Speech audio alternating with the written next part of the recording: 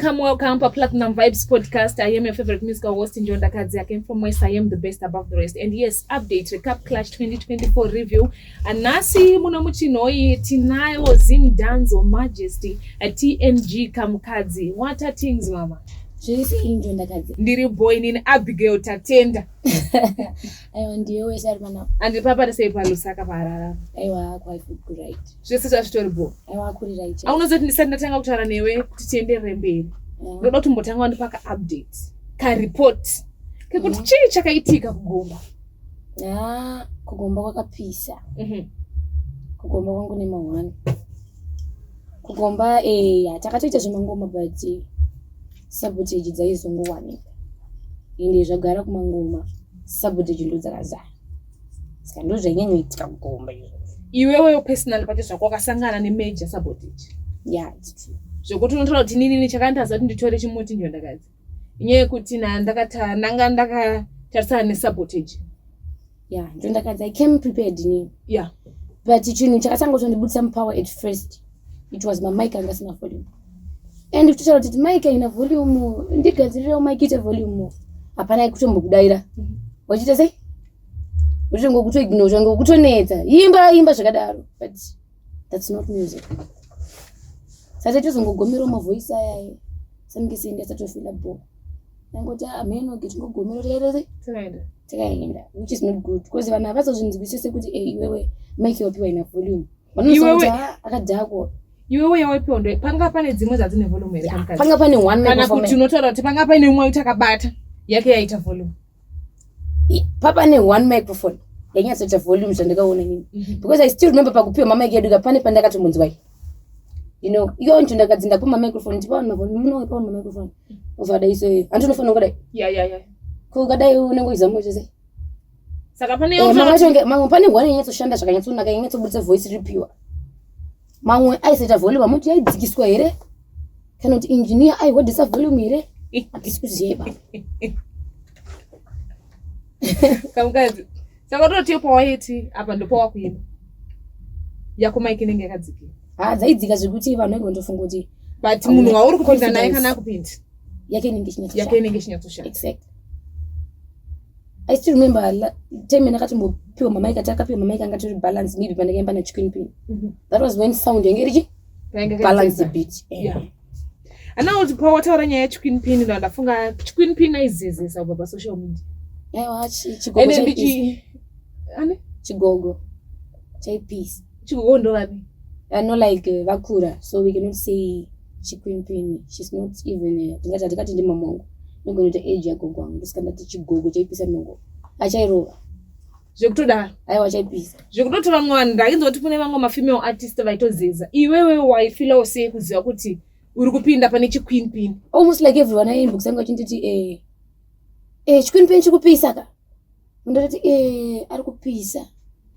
Futhi saka mchanosangana gomba ndize zvekuti vanhu mungatasira kuti iwewe auna mbobvira ambokupusha. Because inizvi ndanga zvina trender. More like ndinda wangu post on a good father I think. Ndomuna ntombo miririra chindi post. Yeah. Iwe vaiposta kakawanda kuona pa vbag pa chii akazara TikTok achatauri. Vachitopisa. Zvekutoti munhu angaka marketwa zvekuti even aitofunga kuti Clash here she was going to me. Tengerwoko. Exactly because vaitopima munhu isoti maonda ari kuti followers angu engagement nevanhu madiro avaiitwa veona zvaita sei zvakaendwa but chinosiyana manje kuti kuFacebook kana kuFacebook avaye kugomba futi pamwe pacho. Saka in simple terms ukuthi chikamkata ndikuzama kuti pamwe pacho unogona boost kwa confidence neFacebook then paunozouya kugomba you can be a bit relaxed. Chiti this is a walkover even chiro pakatopinda muground meme it was like eyes on here. Do vakatomborasika pekunogara unesengo. Chimamacho everyone was happy to see it. Chinopedza chinongoziva kuti panosangana vanhu vanogona mangoma ka. Ende pakata vanhu kuti vanozosika change anogona. Papanze chiqueen pin ari kupisa. Vanhu vanongada kutasira kuti toda kuona kuti achaita sei. Ndo zvaizi mudai. Saka iwewe wakaronga kuti uchaita sei? Ipaine shangwiti yakadaro. Inini handironge manje. Ndoti let music speak. Anamboronga but andisi kuti ndogona ngusitereka kana kuti chibati.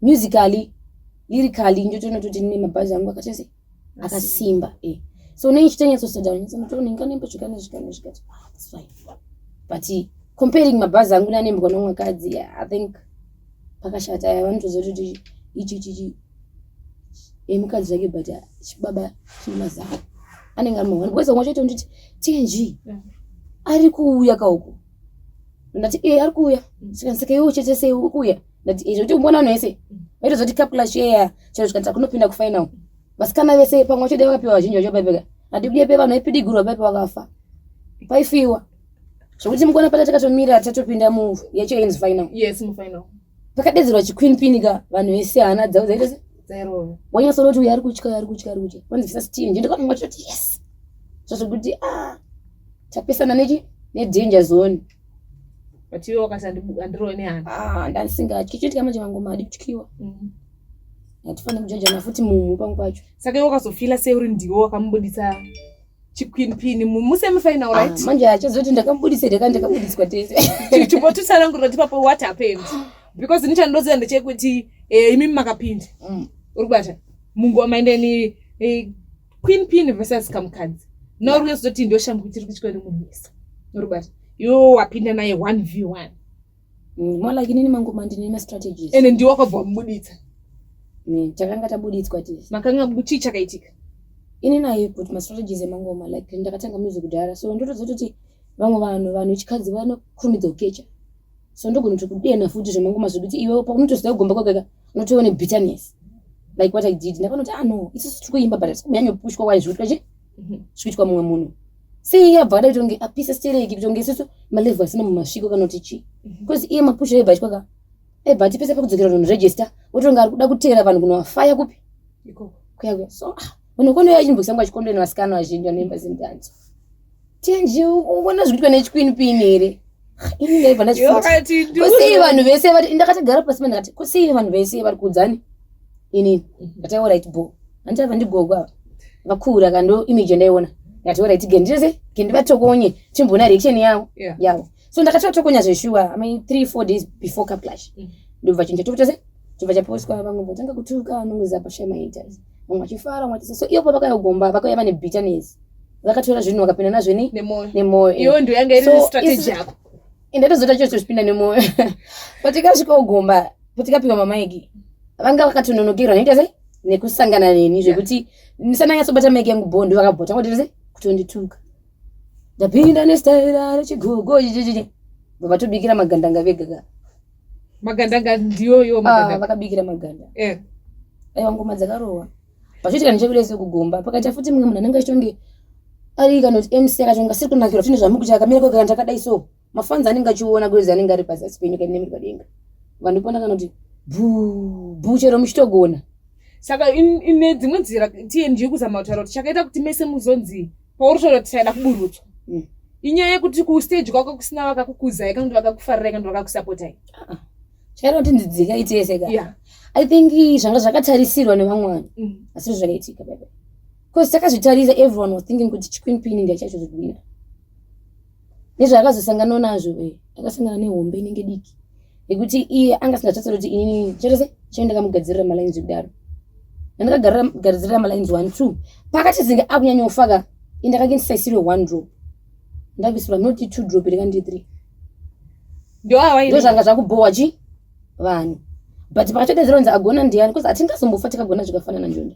kunyeperana iko agona ndiani obviously zvakafanana kana majaji acho zvagara ekis goes by favor mune anenge ane munhu wakaenda se wanoda I think ndio reason why roti dzikaimese plus inini chikaita kuti tonzi na DJ Fanta dzikaimese handingatinye gomba chete okay saka iwewe relationship kana uchitaura kuti chakaita kuti DJ Fanta vati dzikaimese isinyaya yekugomba mawedzi mashoma ruzama kutaura kuti iwo pane ma-issues pane nyaya panitori nehistory yekuti uzotaura kuti wewe akakuti dzikaimese pastage ndozvauri kutaura exactly what happened ndine vamwe mujara vainzi King Luther vaigara mumaleni kwedu vaindi semaartist kuuk ana Jalavu vachiona Charlie Blake what vakandisika kuti vakati mufana wangu nevibe nezvonge boundaries echichi akwenda nekuchoose kuti I was here kuti chose party I think I was informed vatatoenda vatonondibhadharira payments andaita song but then song anaita sei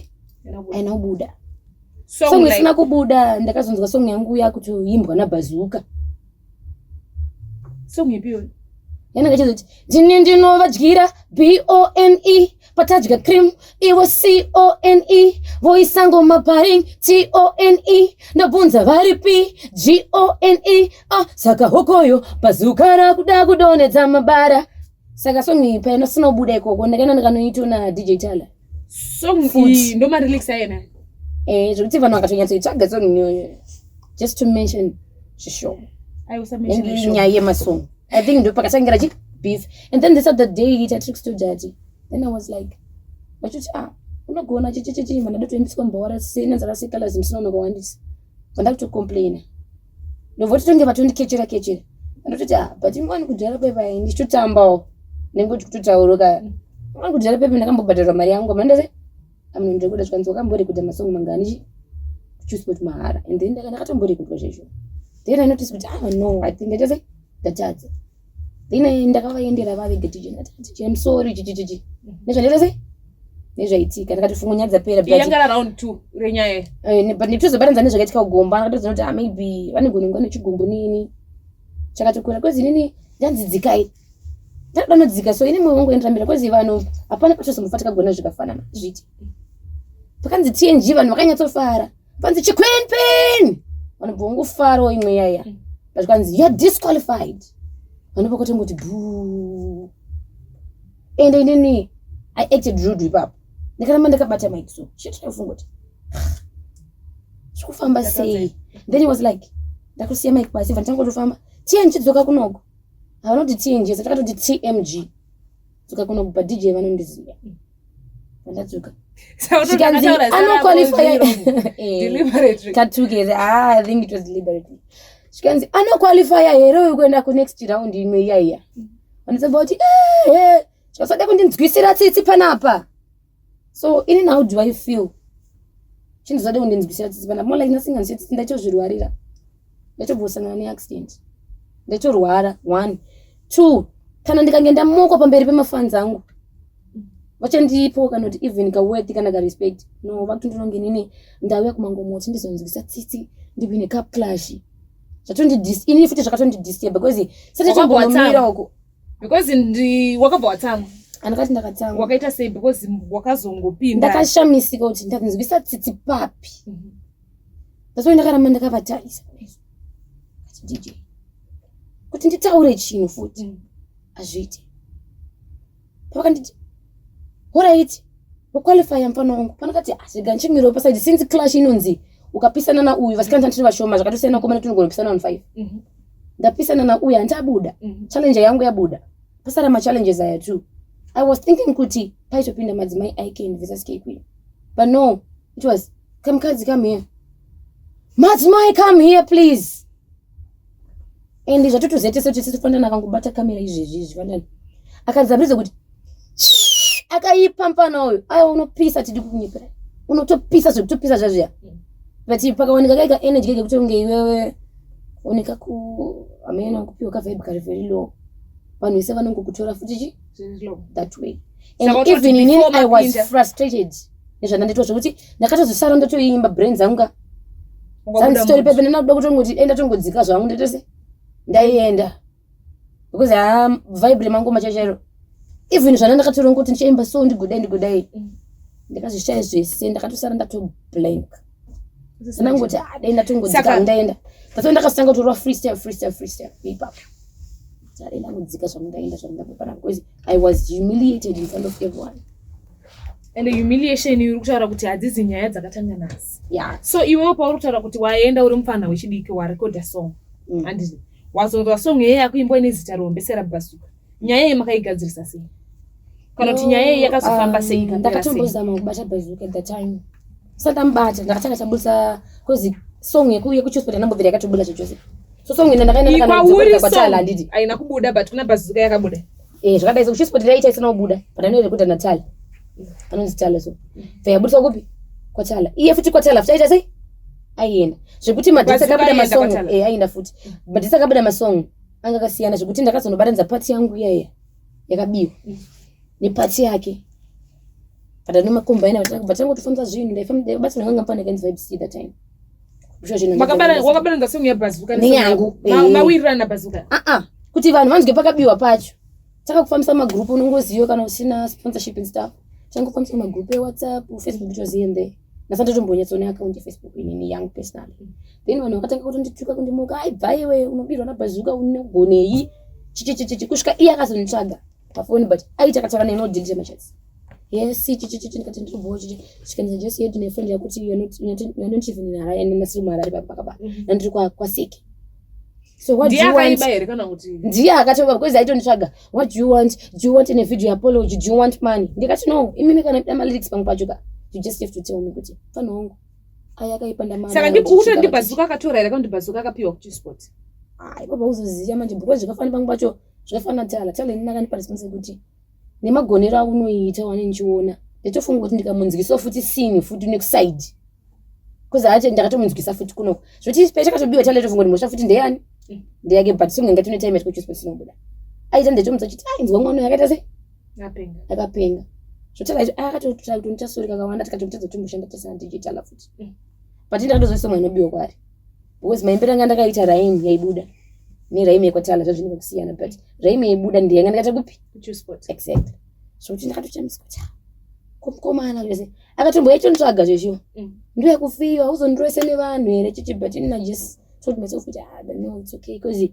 kana it doesn't make sense kuti uzviti wakabirwa so futi nemwana ndase ari kupisa na unotanga kuti unonge plus uri munhu wechikadzi unotanga kufunga kuti wane zvimwe zvawakutofungira ubazuka kandi watone ma hidden feelings kana kuti chi but zvisiri so ndakati achitushita let go but ndachita let go still it didn't work zvakato kanganisa career yangu nemwe side zvakanganisa life yangu chirudzeni because zvafana baba DJ Fandani vacho zvavakazondiita ndenda kubata nzo kuti pepe zvikambofamba so zvikafamba so apa zvakwamba so zvafana mwe ndakatokumbira kutoimba mukano wekumba kumashwede kunonzi vanhu ngavatambe vanhu ngavaita sei ndachana chifara DJ ndokumbira kuti sei kungembe zvikanza uimbe pana nobhukwa but ona ndonzi hapana oda kutamba here kwezi kunenge kune mpinga kadzidzi nemari ningo chingofunga pamwe ndikaendo pamwe ndogona kuvhoni kana katini kana kachi wakama approach Fandani chiti ndinongo just ungota kete pakanze vada kuningirikina vada kuita zvavada kuita ngavauye so pane uya vanotamba vanoita sei ine pana kasvika ndati ndoda ungoita kana wanji so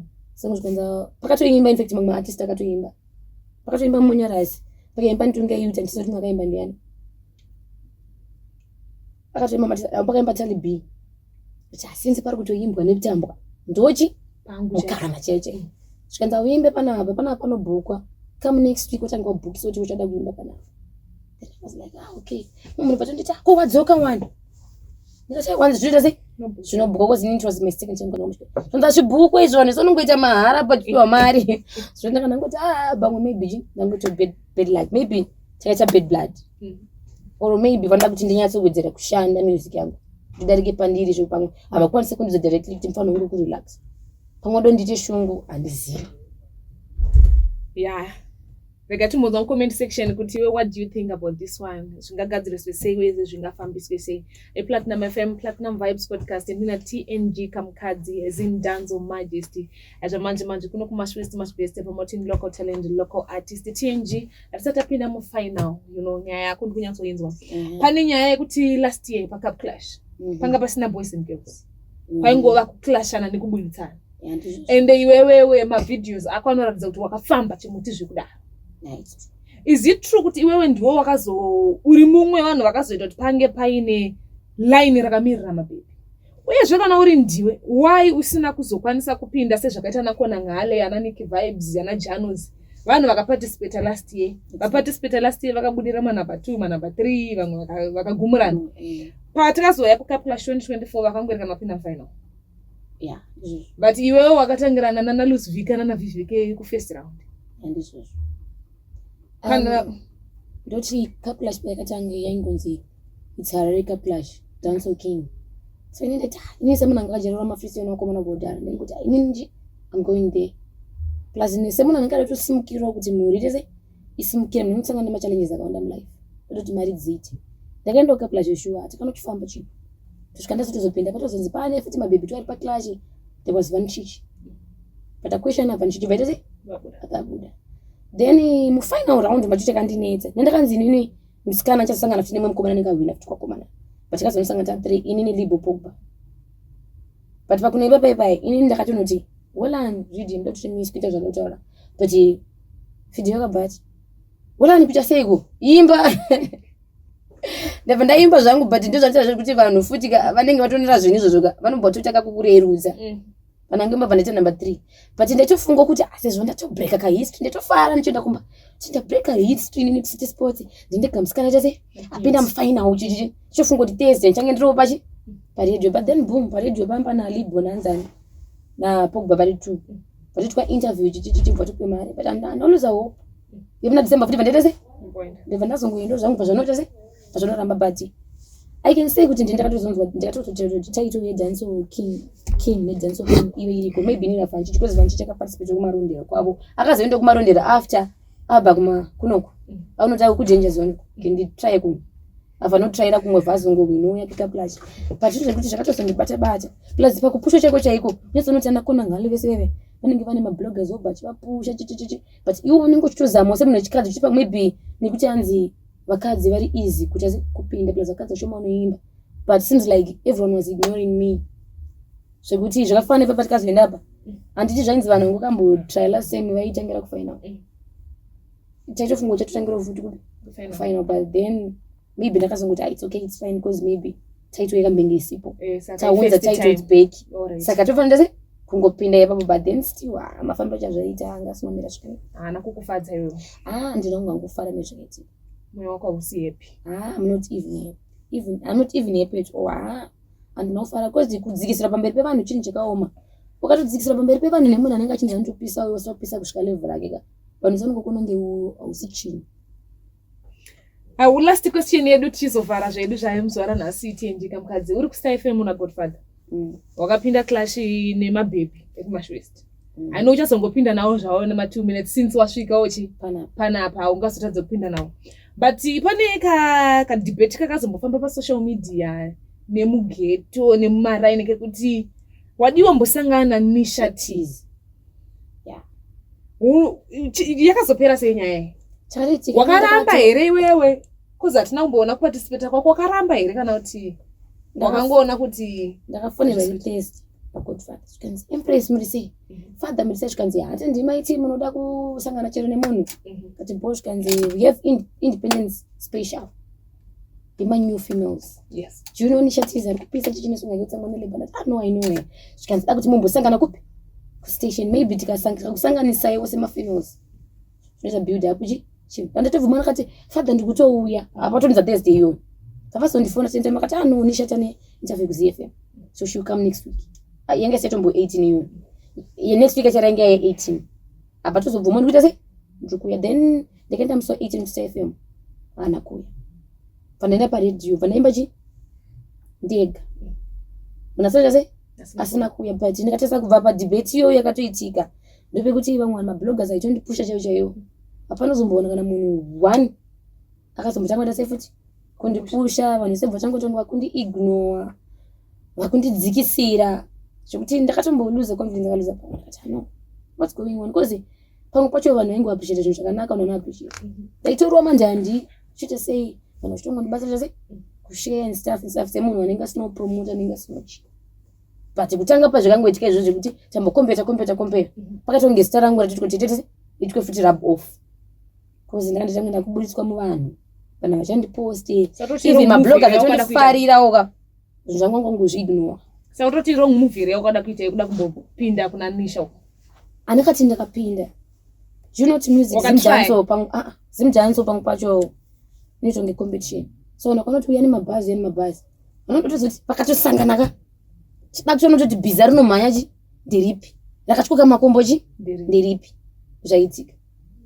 but iye akatofonerwa nafather anokuya pese ratodzima foni vachitodaira chi makozi but I still remember tina chemutarisanga akatokomenta nyaya akati thank you father we will be there zvokuti ndichisvika pasipo ka takatomira kubva naGodfather kuma 8 kusvika kuma 10 azopinda muradio kuma 11 zvanza impress vana nekwangu kuuya ndevauya kare apana kuexplain wera chakavatadzisa kuti vasvike that moment apana kuzi vakafonerwa vanhu vodaira kusvika foni yadzimba Silence is also communication. Exactly. Ndakangonzwaona someone though. Alright. Thank you so much TNG kamukadzi.